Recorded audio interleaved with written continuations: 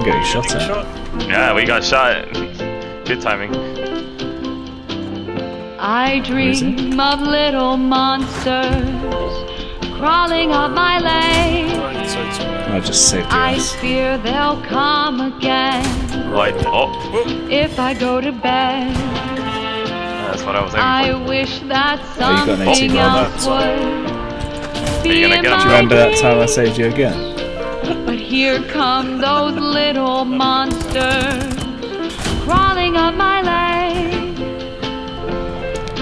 Can't wait till the tank shot. I dream I'm getting of 18. dying babies, and why do they smile? I'm getting 18 in the ass. I hate those dying babies. Yes. Why don't they Which one are you out of all of us? Their smiling faces give me diarrhea. Oh, that's a friendly. Please die, you dying baby, in my diarrhea. My dreams, my dreams, my dreams. Please shit on my dreams.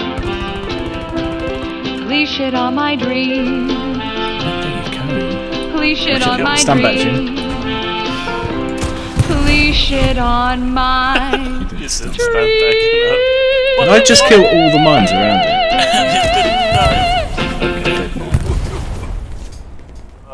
Jesus.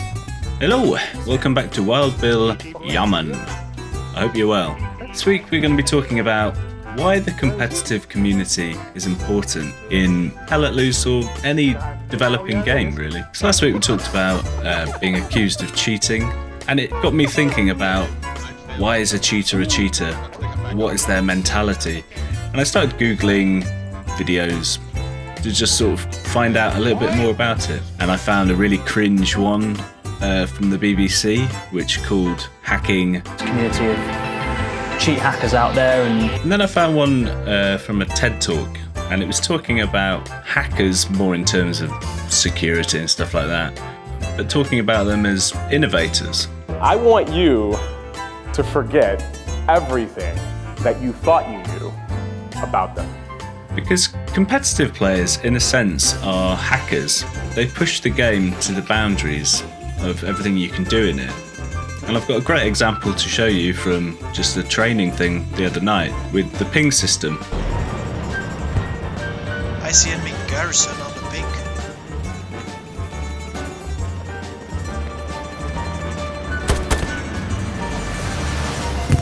And you got it. How much meters was it? So from that garrison being pinged, it's taken 6 seconds to take it down from 200 meters. There's not a lot you can do about that if you're on the other team. It's great teamwork, great skill, and has no basis in reality. There's the truck. Wow, you got him! What's up? You got him! Yeah. You're a hero of the Federation, mate. So this is kind of the same principle as why people were getting shot through bushes the other week and why we got accused of cheating. Which one is it easier to shoot? The guy running around or the guy crawling on the floor? And same question, but this time you just put a bush in front of it. So here's a weird question for you. Who would you rather have on your team? Alex Jones or Stephen Hawking? Both men are known for their intellect. I don't like them putting chemicals in the water that turn the friggin' frogs gay. For different reasons, and both men are known for their mobility for different reasons. So, do you have this guy? Guys, we need to build garrisons. Please get some nodes up. Or this guy? Come on over here. Come on over here. No, you flipped me off. Come on, coward. No. Come on. You're not an intellectual. You're a fake and a fraud. Well, in Hell Let Loose, the best players are a sort of combination of both.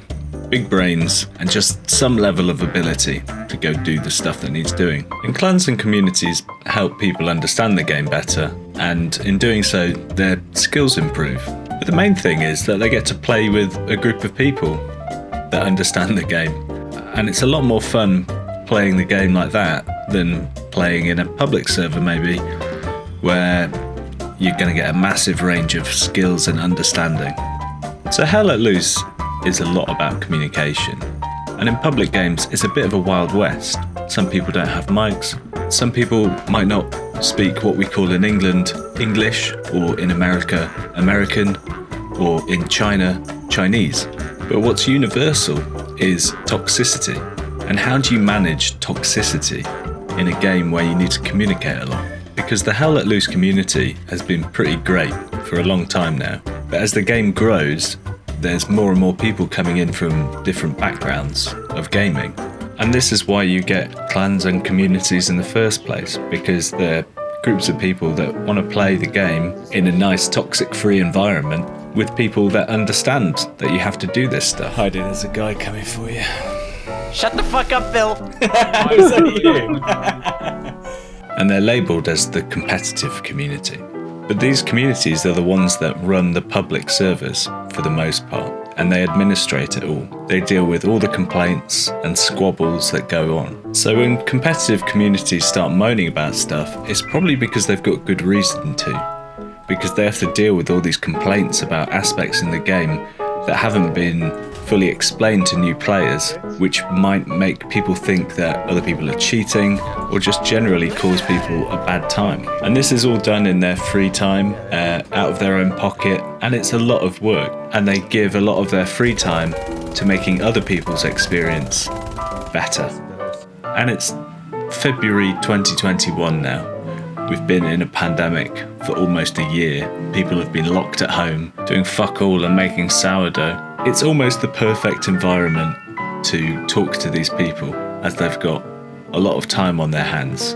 And if things were normal, I probably wouldn't be going to training on Monday and Friday night. I'd be in a bar in East London, overanalyzing some eye contact with a girl and realising that I've wasted a year of my life talking about garrisons. But no matter how humiliating that experience would be, I would take that over the game in its current state and staying at home on a Friday night to play it.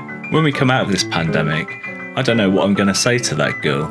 I was watching A Beautiful Mind the other night, and there's a scene where Russell Crowe, this maths nerd, is flirting with this girl about maths.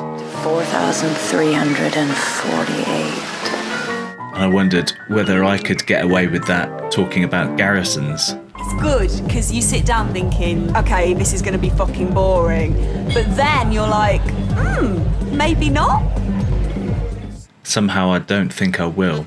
I could point to the stars and draw a garrison, and I think she'll go, what the fuck are you?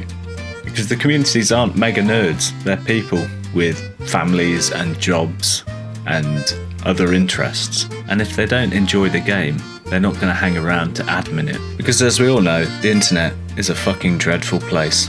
It's been a bit like renovating an old house, yeah?